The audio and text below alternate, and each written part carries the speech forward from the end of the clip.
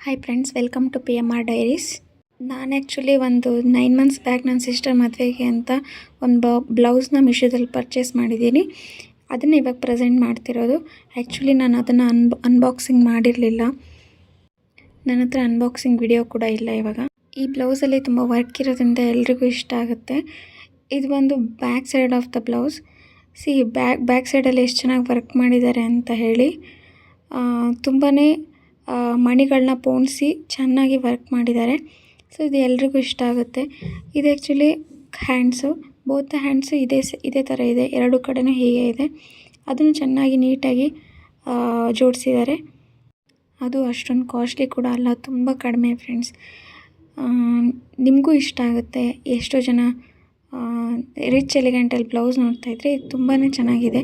ನಿಮ್ಮೆಲ್ಲ ಸರಿ ಕೂಡ ಮ್ಯಾಚ್ ಆಗುತ್ತೆ.